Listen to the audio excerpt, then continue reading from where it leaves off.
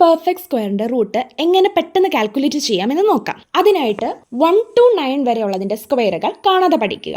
ഇതിലൂടെ നമുക്ക് മനസ്സിലാക്കാവുന്ന കാര്യം എന്താണെന്ന് വെച്ചാൽ, ചോദിക്കുന്ന ചോദ്യത്തിന്റെ വൺസ് പ്ലേസിൽ 1 ആണെങ്കിൽ ഫൈനൽ ആൻസറിന്റെ യൂണിറ്റ് പ്ലേസിൽ 1 or 9 ആയിരിക്കും ആൻസർ. 4 ആണെങ്കിൽ 2 or 8 ആയിരിക്കും ആൻസറിന്റെ യൂണിറ്റ് പ്ലേസിൽ. 9 ആണെങ്കിൽ 3 or 7 ആയിരിക്കും. 6 ആണെങ്കിൽ 4 or 6 ആയിരിക്കും. 5 ആണെങ്കിൽ 5 തന്നെ ആയിരിക്കും. ഒരു ഉദാഹരണത്തിലൂടെ ഞാൻ എക്സ്പ്ലെയിൻ ചെയ്യാം. Root of 1849. ഇതിലെ ആദ്യത്തെ രണ്ട് ഭാഗങ്ങൾ, അതായത് 18നെയും 49നെയും വിഭജിക്കുക. 18 എന്ന് പറയുന്നത് 16ന്റെയും 25ന്റെയും ഇടയിലാണ്, അതായത് 4 സ്ക്വയറിന്റെയും 5 സ്ക്വയറിന്റെയും. ഇതിലൂടെ നമുക്ക് മനസ്സിലാക്കാം 40ന്റെയും 50ന്റെയും ഇടയിലാണ് ഈ സ്ക്വയർ ഇരിക്കുന്നത്. ഇനി അടുത്തത് യൂണിറ്റ് പ്ലേസ് കാൽക്കുലേറ്റ് ചെയ്യാൻ നമുക്ക് അറിയേണ്ടത് 45ന്റെ സ്ക്വയർ ആണ്.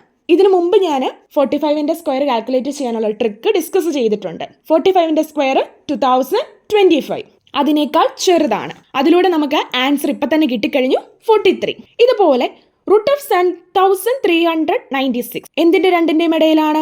8 സ്ക്വയറിന്റെയും 9 സ്ക്വയറിന്റെയും, അതായത് 80ന്റെയും 90ന്റെയും ഇടയിലാണ് ഈ നമ്പർ. ഇനി അടുത്തത് 84 86 എന്നറിയുക.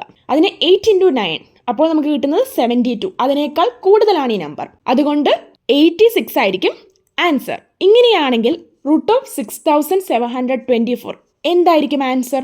അതുപോലെ റൂട്ട് ഓഫ് 5041 എന്തായിരിക്കും ആൻസർ?